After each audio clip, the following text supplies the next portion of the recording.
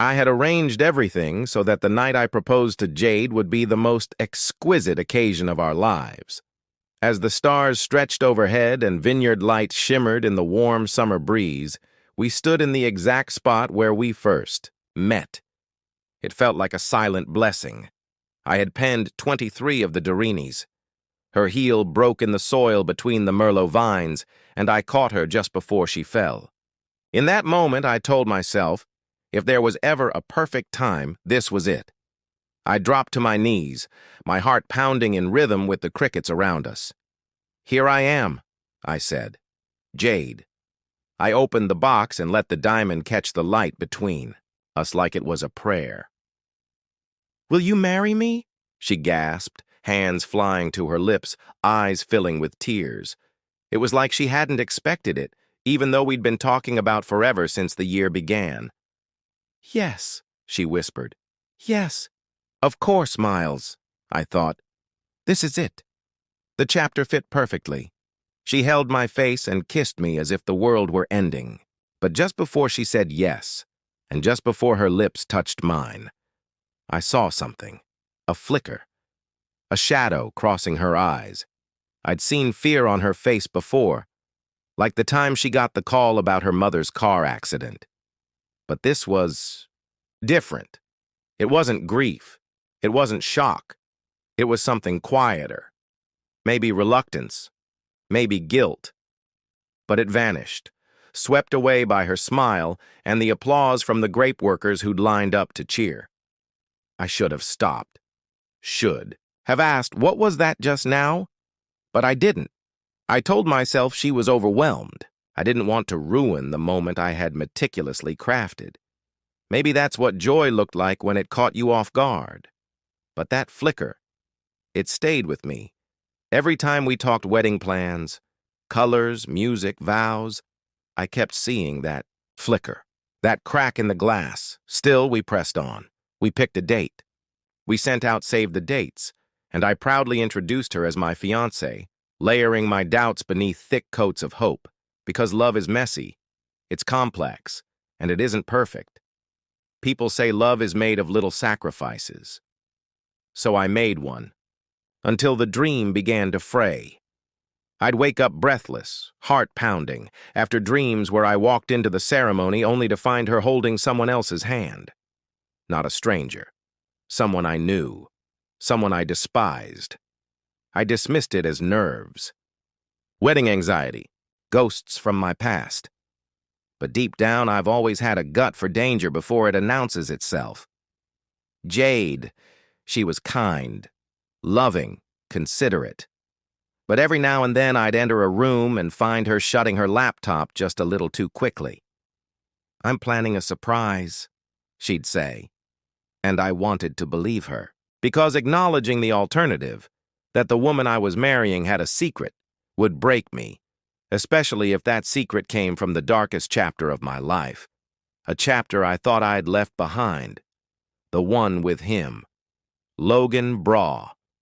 3 years. Before Jade, my life had been nearly perfect. I was 28, rising fast in Austin's tech world. I'd just gotten promoted at Halverson Systems, a top-tier cybersecurity firm.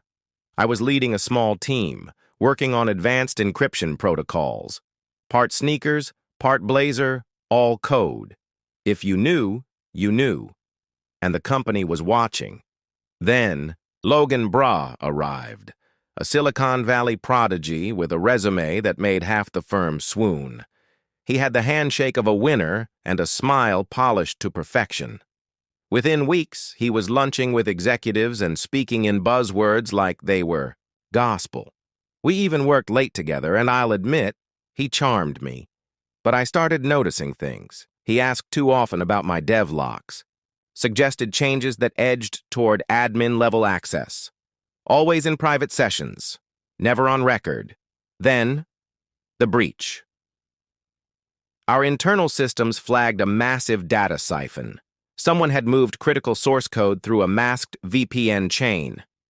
In the emergency meetings, my login showed up on a tablet. My badge's timestamps matched. I could feel the blood drain from my face. I knew Logan wasn't even in the room. but whoever did this framed me flawlessly. 2 days later, Logan was remote for a family emergency. His email bounced. His name vanished from the staff roster. And mine? Mine was blacklisted, escorted, out, no charges filed. But in tech, your name is your currency. Mine was worthless. I sent out over 100 resumes. Got 5 interviews. None hired me. I sold my car. Took night shifts maintaining server racks. A ghost in the machine. Eventually, I hired a private investigator. But Logan had disappeared. No trace, no social media, no new company. 2 years passed before a junior analyst at Halverson, someone who still believed in me, found traces of Logan's backdoor script, his signature, his code, all hidden on old dev servers. Halverson quietly cleared my name. No press release, no apology. The damage? Already done. That's when I met Jade. She didn't flinch when I told her. I remember that night, cheap takeout, bad wine, and my story spilling out. How I was dragged out like a criminal. How betrayal doesn't always scream. It whispers with a familiar smile. She held my hand. Traced the birthmark on my wrist. "You never have to worry about people like him again," she said. "I've got you." And that's what still stings, because I believed her. And somehow, Logan came back into my life. Not through a server, not through stolen code, but through her.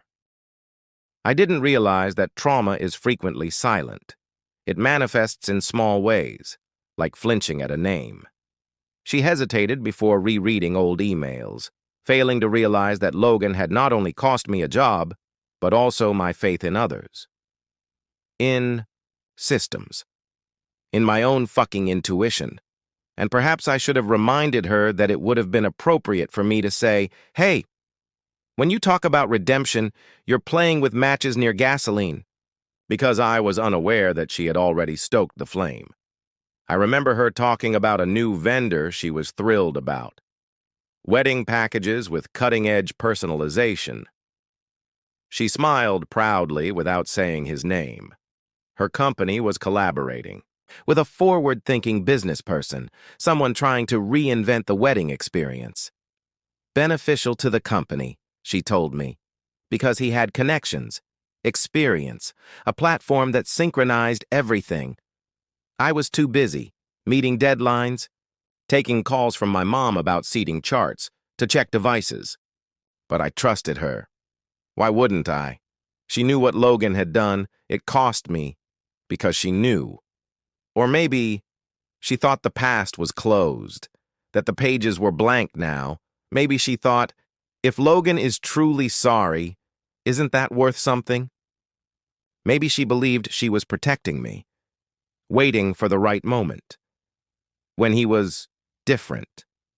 That kind of gullible bravery, presuming everyone wants to recover just because they say the right words. But healing?